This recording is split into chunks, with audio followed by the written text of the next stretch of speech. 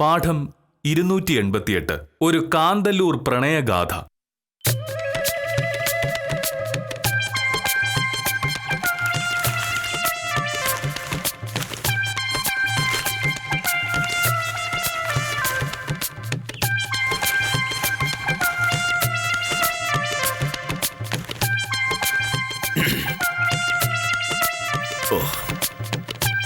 യുവതിയായ ഭാര്യ ഭർത്താവിനെ ഉപേക്ഷിച്ച് കാമുകനോടൊപ്പം ഒളിച്ചോടിപ്പോയി.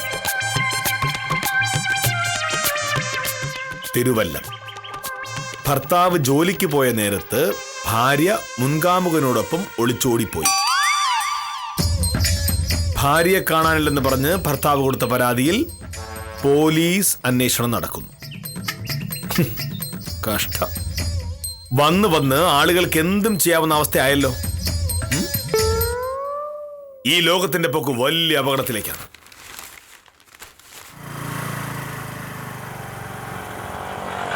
സാറേ, എന്താ സാറേ രാവിലെ പത്രം വായിക്കണ?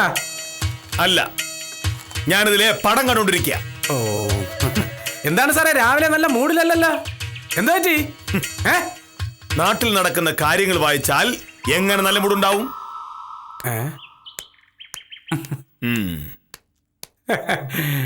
ഞാൻ ഇന്ന് കുറച്ച് തിരക്കിലാണ്. പോയിക്കോ.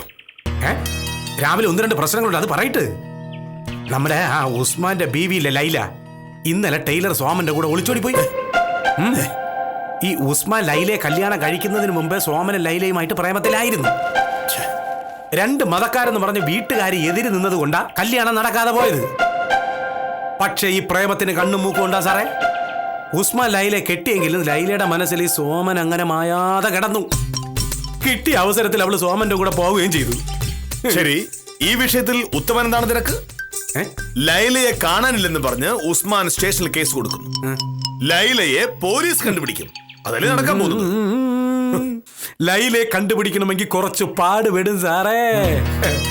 അവരെവിടെയാണെന്നൊരു പോലീസിനും കണ്ടുപിടിക്കാൻ പറ്റില്ല സാറേ. ഞാനല്ലേ അവരെ ഒളിപ്പിച്ചു വെച്ചിരിക്കുന്നത്. ഉത്തമനോ? ഈ ലൈലയും സോമനും കൂടെ വന്ന് കരഞ്ഞ് കാല് പിടിച്ചപ്പോ എന്റെ മനസ്സങ്ങ് അലിഞ്ഞുപോയി. ആരുടെ മനസ്സങ്ങ് അലിഞ്ഞു സാറേ?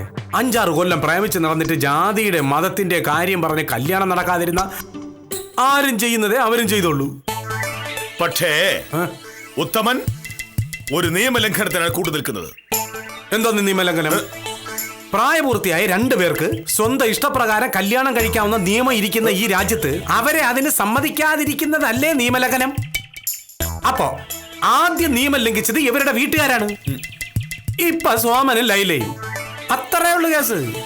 എന്തായാലും ഉത്തമ, സ്വന്തം ഭർത്താവിനെ ഉപേക്ഷിച്ച് ഒരു സ്ത്രീ സ്വന്തം വീട്ടിൽ നിന്ന് ഇറങ്ങി പോവാന്ന് പറഞ്ഞാല് ഇങ്ങനെ പോയി നാടിന്റെ അവസ്ഥ എന്താവും? നാടിന്റെ അവസ്ഥയൊന്നും സോമനും ലൈലയെ അന്വേഷിക്കേണ്ട ഒരു കാര്യമില്ല സാറേ.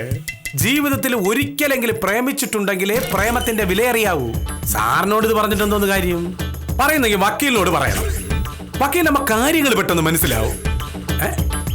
വക്കീൽ ഇവിടെ ഇല്ലേ സാറേ? വക്കീൽ ഇവിടെ ഇല്ല. എവിടെ പോയി? വക്കീൽ എവിടെയെങ്കിലും പോയി. എനിക്കെന്ത് തോന്നുന്നു. അപ്പൊ ഞാൻ വരട്ടെ സാറേ. കണ്ടപ്പോ ഇങ്ങോട്ട് കയറി എന്നുള്ളതേ ഉള്ളൂ. ഓക്കെ.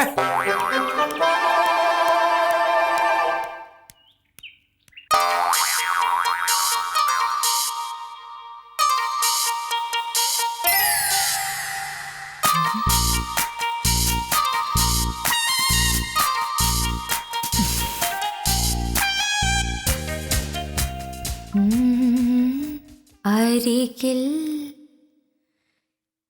നീയുണ്ടായിരുന്നെങ്കിലെന്നു ഞാൻ ഒരു മാത്ര വെറുതെ കുതിച്ചുപോയി.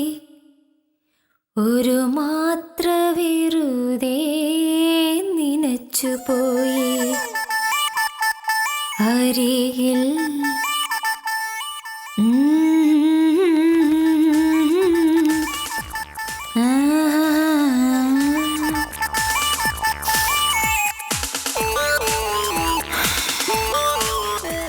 അരികിൽ നീയുണ്ടായിരുന്നെങ്കിലെന്നു ഞാൻ ഒരു മാത്ര വെറുതെ നനച്ചുപോയി ഒരു മാത്ര വെറുതെ നനച്ചുപോയി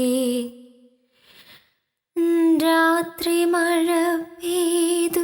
കുറച്ചു നേരമായല്ലോ ഈ പാട്ട് കേൾക്കുന്നു. അരികിൽ ആരുണ്ടാകണം എന്നാണ് നീ ഓർത്തത്? അതിപ്പോ ഞാനെങ്ങനെ മോഹനേട്ടോട് പറയാ? മോഹനേട്ടാ, കാര്യം പറഞ്ഞാ നമ്മൾ ഭാര്യയും ഭർത്താവുമാണ്.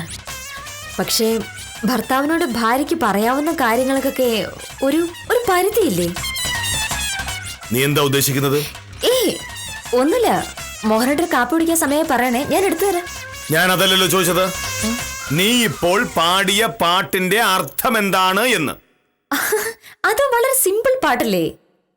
അരികിൽ നീ ഉണ്ടായിരുന്നുവെങ്കിലെന്ന് ഒരു മാത്രം വെറുതെ ഞാൻ ഓർത്തുപോയി. ഇതിന്റെ അർത്ഥം മനസ്സിലാക്കാൻ എന്താ പാട്?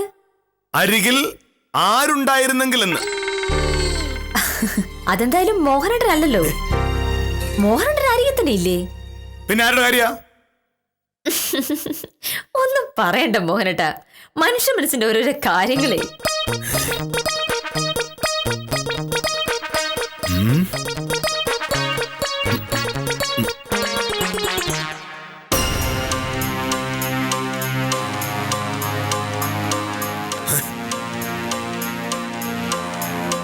എന്റെ മനസ്സ് പ്രണയം കൊണ്ട് നിറഞ്ഞിരിക്കുന്നു.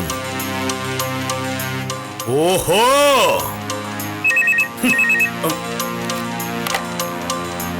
ഹലോ, അതെ, ആരാണ്? ഭാമേ, സത്യഭാമ എന്നാണ് അവളുടെ പേര്.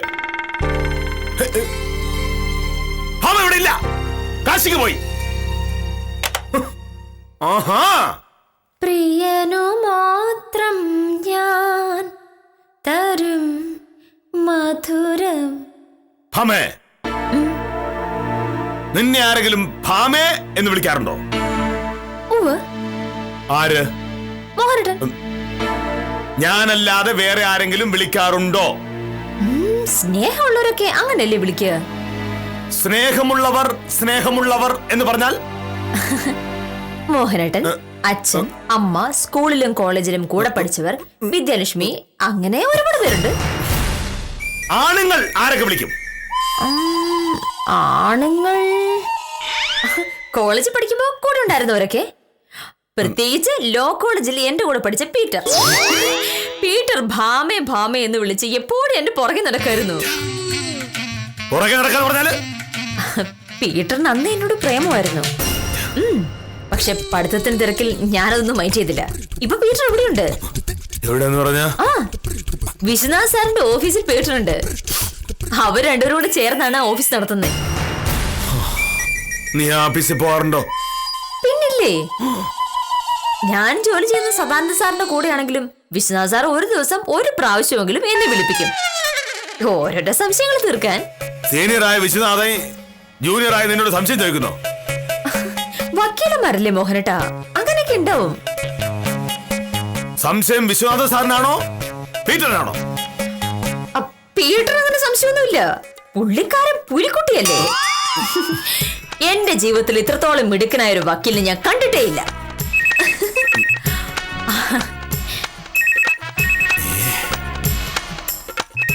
പീറ്റർ.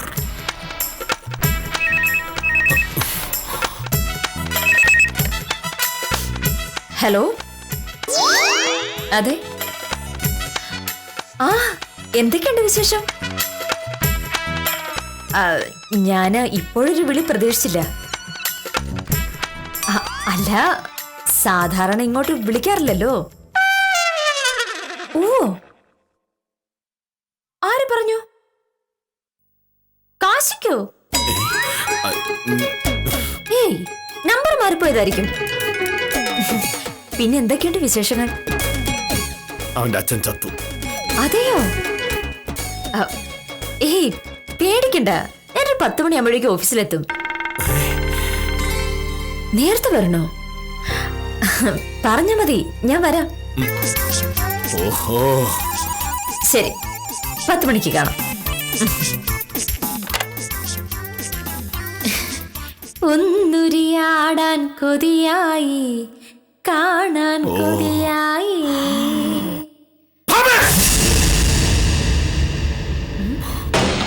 ആരെ ആരെ കാണാൻ? ആരെ കാണാനാ നിനക്ക് കൊതിയായത്? അതൊരു പാട്ടല്ലേ മോഹനേട്ടാ? നീ രാവിലെ മുതൽ പാടുന്നത് ഇത്തരം പാട്ടുകളാണ്. എന്താ നിന്റെ പ്രശ്നം? എനിക്കെന്താ പ്രശ്നം? ഒരു പ്രശ്നമില്ല. ഇപ്പൊ വിളിച്ചതാരാ? അതൊരു സുഹൃത്ത്. ഏത് സുഹൃത്ത്? എന്റെ എത്ര സുഹൃത്തുക്കളെ മോഹനേട്ടൻ അറിയാം? ഇതുവരെ അധികം പേരെ അറിയില്ലായിരുന്നു, പക്ഷേ ഇനി അറിയാതെ പറ്റില്ലല്ലോ. ഈ മോഹനേട്ടൻ രാവിലെ എന്താ പറ്റിയത്? കാപ്പി വേണോന്ന് ഞാൻ ചോദിച്ചിട്ട് മറുപടി പറഞ്ഞില്ല. ഒരു കാപ്പി തന്നാൽ പിന്നെ ഞാൻ മിണ്ടാതിരുന്നോളൂ എന്ന് നീ കരുതിയോ? ഇതെന്ത് ന്യായ മോഹനേട്ടാ? സാധാരണ മിണ്ടാതിരിക്കാനാണോ ആളുകൾ കാപ്പി കുടിക്കുന്നത്? ഈ മോഹനേട്ടൻ്റെ ഒരു കാര്യം. പേരറിയാത്തൊരു നൊമ്പരത്തെ പ്രേമമെന്നാരോ വിളിച്ചു. ഇത്തരം പാട്ടുകൾ എന്റെ വീട്ടിൽ പറ്റില്ല. ഇതെന്റെ കൂടെ വീടാണ് മോഹനേട്ടാ. ഇവിടെ എനിക്ക് ഇഷ്ടമുള്ള പാട്ടുകൾ ഞാൻ പാടും. പേരറിയാത്തൊരു നൊമ്പരത്തെ പ്രേമമെന്നാരോ വിളിച്ചു. എങ്ങനെയുണ്ട്?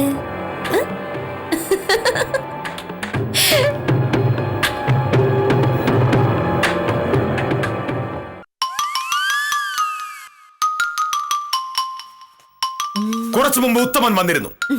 തടിമില്ല് നടത്തുന്ന ഉസ്മാന്റെ ഭാര്യ ലൈല ഡ്രൈവറായ സോമനോടൊപ്പം ഒളിച്ചോടി പോയെന്ന്. എങ്ങനെയുണ്ട്? എങ്ങനെയുണ്ടാവാൻ? അതൊക്കെ ലൈലയുടെ സൗകര്യമല്ലേ? ഓഹോ, അപ്പൊ നീ അതിനെ ന്യായീകരിക്കാം. മോഹനേട്ടാ, ലൈലയ്ക്ക് ഉസ്മാന്റെ കൂടെ ജീവിക്കാൻ താല്പര്യമില്ലായിരിക്കും, അതുകൊണ്ട് അവള് പോയി. അതിനെന്താ കുഴപ്പം? അങ്ങനെ ഓരോരുത്തരും അവരവർക്ക് തോന്നും പോലെ ഓരോരുത്തന്മാരോട് ഇറങ്ങിപ്പോയാൽ ഈ കുടുംബം എന്ന് പറയുന്ന ഏർപ്പെടണ്ടാവും. കല്യാണം കഴിഞ്ഞാൽ ഭാര്യ ഭർത്താവിനെ അനുസരിച്ചല്ലേ ജീവിക്കേണ്ടത്. അങ്ങനെ പറ്റാതെ വന്ന പിന്നെ എന്ത് ചെയ്യും? ഉദാഹരണത്തിന്, ഒരു ഭാര്യ അവൾ ഒരു കല്യാണം കഴിച്ചു എന്നതുകൊണ്ട് അവളുടെ സ്വന്തം ജീവിതം ഇല്ലാതാവുകയല്ലോ. ഒരു സിനിമ കാണാൻ പോണെന്ന് പറയുമ്പോ ഭർത്താവ് സമ്മതിക്കുന്നില്ല എന്ന് കരുതുക. അല്ലെങ്കിൽ സ്വന്തം വീട്ടിൽ പോകണമെന്ന് പറയുമ്പോൾ ഭർത്താവ് എതിര് പറയുന്നു എന്നും കരുതുക. അവള് ജോലി ചെയ്ത് സമ്പാദിച്ചു കൊണ്ടുവരുന്ന പണം ഭർത്താവ് സ്വന്തം പേരിലാക്കി അയാൾക്ക് ഇഷ്ടമുള്ളതുപോലെ ചെലവാക്കുന്നു എന്നും കരുതുക. അപ്പൊ പിന്നെ ഭാര്യ എന്ത് ചെയ്യണം? സഹിക്കുന്നതിനൊക്കെ ഒരു പരിധിയുണ്ട് മോഹനേട്ടാ. അത് കഴിയുമ്പോ ഏത് സ്ത്രീയും പ്രതികരിക്കും. അവളുടെ ഇഷ്ടത്തിനും താല്പര്യങ്ങൾക്കും ഒപ്പം നിൽക്കുന്ന ആളുടെ കൂടെ അവള് പോയെന്ന് വിരിക്കണം. അത് നമുക്ക് കുറ്റമൊന്നും പറയാൻ പറ്റില്ല. ലൈലയ്ക്ക് ഉസ്മാനെ ഇഷ്ടമല്ലായിരുന്നുവെങ്കിൽ അത് കല്യാണത്തിന് മുമ്പേ പറയണമായിരുന്നു. വെറുതെ അയാളെ ചുറ്റിക്കുന്ന എന്തിനാ? ലൈലയ്ക്ക് സോമനെ ഇഷ്ടമാണെന്ന് നേരത്തെ തന്നെ എല്ലാവർക്കും അറിയാമായിരുന്നല്ലോ. അപ്പോ ലൈലയുടെ ഇഷ്ടത്തെക്കാളും മതവും ജാതിയും നോക്കി. അങ്ങനെയാണെങ്കിൽ ഇങ്ങനെ ഇരിക്കും. മോഹനേട്ടാ, ഈ പ്രേമം എന്ന് പറയുന്നത് ഒരു അന്തം വിട്ട പ്രതിഭാസമാണ്. ആണിന്റെ ആയാലും പെണ്ണിന്റെ ആയാലും മനസ്സിൽ പ്രേമത്തിന്റെ തീപ്പൊരി വീണ് കഴിഞ്ഞാൽ പിന്നെ കേരള ഫയർഫോഴ്സ് വിചാരിച്ചാലും ആ തീ കെടുത്താൻ പറ്റില്ല. പ്രണയലേഖനം എങ്ങനെ എഴുതണം മുനികുമാരികയ.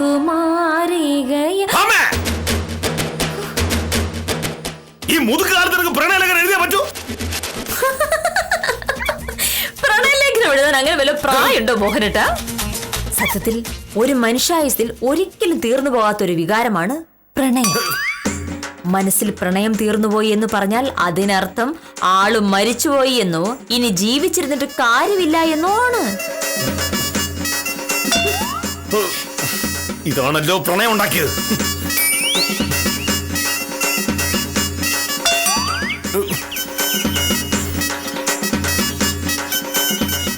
ഈ പ്രേമം എന്ന് പറയുന്നത് അങ്ങേയറ്റം ബാലിശമായ ഒരു ഏർപ്പാടാണ്. തീരെ ചെറിയ പ്രായത്തിൽ പക്വതയില്ലായ്മ കൊണ്ട് ആളുകൾ പ്രേമിച്ചു എന്ന് വരും. പക്ഷേ പ്രായം കൂടി കൂടി കൂടി വരുമ്പോ അത് തീർന്നു വരണം. ഈ പറഞ്ഞത് വിവരക്കേട്. വില്യം ബ്ലേക്ക് എന്ന ഇംഗ്ലീഷ് കവിയെ പറ്റി കേട്ടിട്ടുണ്ടോ മോഹനേട്ടൻ? ഉണ്ടെങ്കിൽ അദ്ദേഹം പറഞ്ഞെന്താണെന്നറിയോ?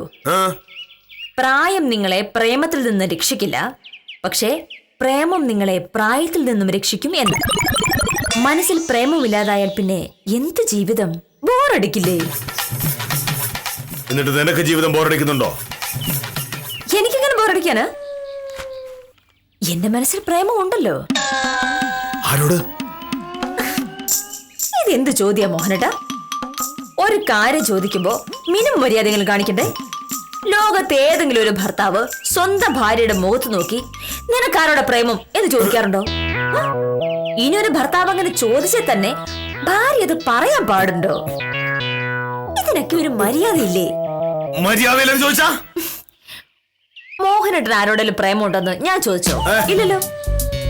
അതൊക്കെ മോഹനേട്ടന്റെ പേഴ്സണൽ കാര്യല്ലേ? ഓഹോ, ഭാര്യയ്ക്കും ഭർത്താവിനും അങ്ങനെ വീട്ടിനുള്ളിൽ പേഴ്സണൽ കാര്യങ്ങളൊക്കെ ഉണ്ടോ? ഉണ്ടാവണമല്ലോ. സത്യം പറയ്, നിന്റെ ഈ പ്രേമം തുടങ്ങിയിട്ട് എത്ര നാളായി? എത്ര കാലായി? കൊറേ കാലമായി. നീ അവനെന്നും കാണാറുണ്ടോ? ആരെ? എനിക്ക് ആളെ മനസ്സിലായല്ലോ. നിന്റെ കൂടെ കോളേജ് പഠിച്ച അവനുണ്ടല്ലോ, എന്താ അവന്റെ പേര്? പീറ്ററാ? അതെ, ചീറ്റർ. അവൻ എത്ര നാളായി തിരിച്ചു വന്നിട്ട്? 3 മാസം. അപ്പൊ അതാണ് കാര്യം. 3 മാസമായി വിശ്വനാഥ സാറിന്റെ ആഫീസിൽ കയറി ഇറങ്ങുന്നതിന്റെ കാര്യം ഇപ്പോഴാണ് കെ മോഹനേട്ടന് മനസ്സിലായത്. മേലിൽ നീ വിശ്വനാഥ സാറിന്റെ ആഫീസിൽ പോവുകയോ ആ പീറ്റർ കോന്തനെ കാണുകയോ ചെയ്താൽ അവനോട് ഫോൺ സംസാരിക്കാൻ പാടില്ല. ഇനി ഒരിക്കൽ കൂടി ഈ വീട്ടിലെ ഫോണിലേക്ക് അവൻ വിളിച്ച അവന്റെ കാര്യം ചവിട്ടി ഓടിച്ചായി.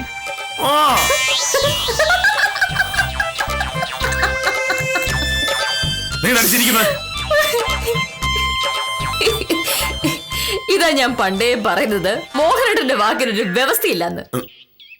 ഇന്നലെ വൈകുന്നേരം ആ മുറിയിൽ വെച്ച് ചായ കുടിച്ചോണ്ടിരുന്നപ്പോ പറഞ്ഞത് എന്താണെന്ന് മറന്നുപോയല്ലേ?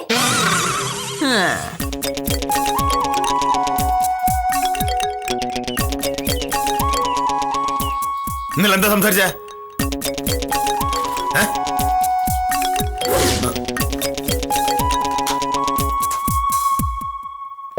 മോഹനേട്ട,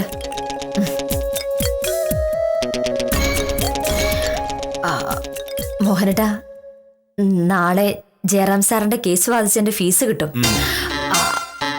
അതുകൊണ്ട് ഞാൻ ഒരു ജോഡി കമ്മൽ വാങ്ങട്ടെ. നിനക്ക് ആവശ്യമുള്ള കമ്മലുണ്ടല്ലോ. എവിടുന്ന് മോഹനേട്ടാ? ആകെയുള്ളത് 3 ജോഡി കമ്മല. അത് മാറി മാറിയിട്ട് ഞാൻ മടുത്തു. കഴിഞ്ഞ ദിവസം വിദ്യാലക്ഷ്മി ചോദിക്കാം, നീ എത്ര രൂപ ഫീസ് വാങ്ങുന്നുണ്ട് ഭാമേ? ഒരു പുതിയ ജോഡി കമ്മൽ വാങ്ങിച്ചൂടെ നിനക്കെന്ന്. അത്രയ്ക്ക് പ്രയാസമാണെങ്കിൽ വിദ്യാലക്ഷ്മിയുടെ ഒരെണ്ണം വാങ്ങി തരാൻ പറ. വിദ്യാലക്ഷ്മി എന്തിനാണ് എനിക്ക് കമ്മൽ വാങ്ങി തരുന്നത്? എനിക്ക് കമ്മൽ വാങ്ങാനുള്ള കാശ് ഞാൻ ജോലി ചെയ്തുണ്ടാക്കുന്നുണ്ടല്ലോ. ആ പണം വെറുതെ കമ്മലും വളയും ഒക്കെ വാങ്ങി നശിപ്പിക്കാനുള്ളതല്ല. പണം അങ്ങനെ ധൂർത്തടിക്കാൻ പറ്റില്ല. കൊള്ളാം. ഞാൻ അധ്വാനിച്ചുണ്ടാക്കുന്ന കാശ് കൊണ്ട് എനിക്കൊരു കമ്മൽ വാങ്ങാൻ പറ്റത്തില്ലെന്ന് പറഞ്ഞിട്ടുണ്ടെങ്കിൽ പറയും. ഞാൻ നിന്റെ ഭർത്താവാണ്. നിനക്കെന്ത് വേണം വേണ്ട എന്നെനിക്കറിയാം. അതല്ലാതെ നിന്റെ ഇഷ്ടത്തിന് കാശ് ചിലവാക്കി നശിപ്പിക്കാൻ പറ്റില്ല. എന്റെ വിധി. ലോകത്ത് വേറെ എത്ര പെണ്ണുങ്ങളുണ്ട്? ജോലിയില്ലാത്ത പെണ്ണുങ്ങൾക്ക് എന്തെങ്കിലും വേണമെങ്കിൽ ഭർത്താവ് വാങ്ങിക്കൊടുക്കും. ജോലിയുള്ളവർ അവരവരുടെ വരുമാനം കൊണ്ട് വാങ്ങും. ഇവിടെ എല്ലാം തലതിരിഞ്ഞ. ജോലി ചെയ്ത് പണം സമ്പാദിച്ചാലും സ്വന്തം ഇഷ്ടത്തിന് ഒരു സാധനം വാങ്ങാൻ പറ്റത്തില്ലെന്ന് പറഞ്ഞ എത്ര കല്യാണാലോചനകൾ വേറെ വന്നത്? കൊള്ളാവുന്ന ചെറുക്കന്മാര് എത്ര പേര് പുറകെ നടന്നത്? ഞാൻ അതെല്ലാം വേണ്ടെന്ന് വെച്ചു.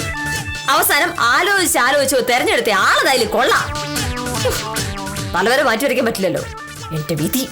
നിന്റെ പിറകെ ആര് നടന്നെന്നാ? ഒരുപാട് പേര്. കണ്ണുവിട്ടവരായിരിക്കും.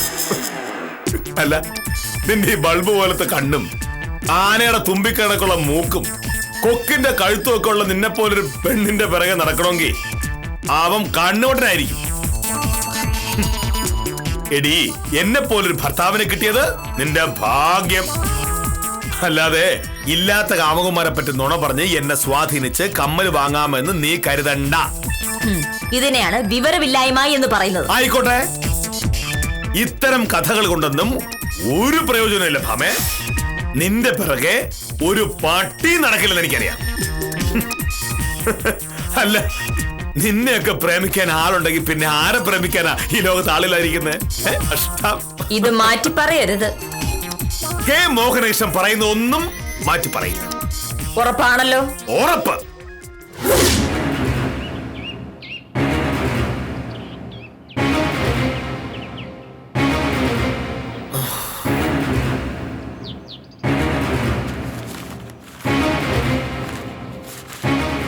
പന്തം ജയിക്കാൻ വേണ്ടി പറഞ്ഞായിരുന്നു.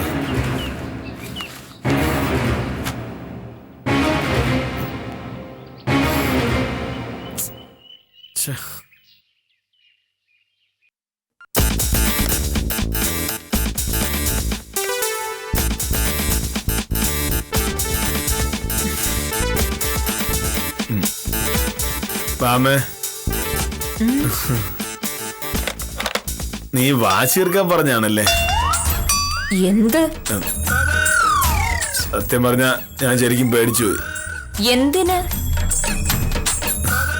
എന്റെ മുഖത്ത് നോക്കിയാൽ ആർക്കെങ്കിലും പ്രേമ തോന്നുമോ? ബൾബ് പോലത്തെ കണ്ണ്, ആനയുടെ തുമ്പിക്ക പോലത്തെ മൂക്ക്. അതൊക്കെ ഞാൻ ചുമ്മാ പറഞ്ഞല്ലേ. അങ്ങനെ പറഞ്ഞിട്ടുണ്ടെങ്കിൽ ആ പറഞ്ഞ കാര്യങ്ങളൊക്കെ ഓർത്തിരിക്കണ്ടേ? ഇല്ലെങ്കിൽ ഇങ്ങനെ ഇരിക്കും. പീറ്റർ ആണെന്ന് പറഞ്ഞ് ഫോൺ ചെയ്യാൻ സത്യപാലം വക്കീല് ഒരു ഫുൾ ബോട്ടിൽ ബ്രാൻഡിയുടെ പൈസയാണ് ചോദിച്ചത്. ആ കാശ് പോയി. എന്നാലും ഇങ്ങനെയാണോ വാശി എടുക്കുന്നത്? പത്രം വായിച്ചപ്പോഴും ഉത്തമം വന്നപ്പോഴും ഒക്കെ ഇത്തരം കഥകളാ പറഞ്ഞത്. അതിന്റെ കൂട്ടത്തിൽ ഇതുകൂടെ കേട്ടപ്പോ പേടിച്ചു. പക്ഷേ ഞാൻ പറഞ്ഞത് മുഴുവനും കള്ളല്ല കേട്ടോ, കുറച്ച് സത്യമുണ്ട്. എന്ത്? എനിക്ക് പ്രേമമുണ്ടെന്ന് പറഞ്ഞില്ലേ, അത്. ആരോട്? അതെന്ത് ചോദ്യം മോഹനേട്ടാ? എന്റെ വില്ലേജ് ഓഫീസറോടല്ലാതെ വേറെ ആരോടാ എനിക്ക് പ്രേമം? അത് തുടങ്ങിയിട്ട് 4-5 കൊല്ലമായി. ഇനി ഇങ്ങനെയുള്ള കളിയൊന്നും വേണ്ട, അതൊന്നും ശരിയാവില്ല നമുക്ക്. അപ്പോ ഇന്ന് ജയറാം സാറിന്റെ ഫീസ് കിട്ടും. കമലിന്റെ കാര്യം? ആ കാശ് കൊടുത്ത് കമ്മല് വാങ്ങാൻ പറ്റില്ല. അത് ഞാൻ ഇന്നലെ പറഞ്ഞാണല്ലോ. മോഹനേട്ടാ കഷ്ടമുണ്ട് കേട്ടോ.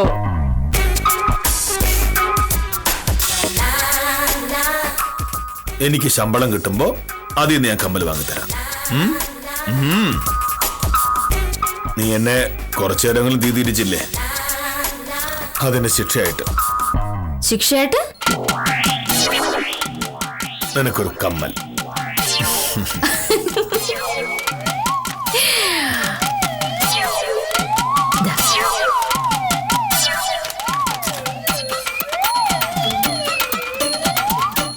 എന്റെ മനസ്സ് പ്രണയം കൊണ്ട് നിറഞ്ഞിരിക്കുന്നു. കുറച്ച് സോഫ്റ്റ് ആയിട്ട് വായിക്കേ. എന്റെ മനസ്സ് പ്രണയം കൊണ്ട് നിറഞ്ഞിരിക്കുന്നു.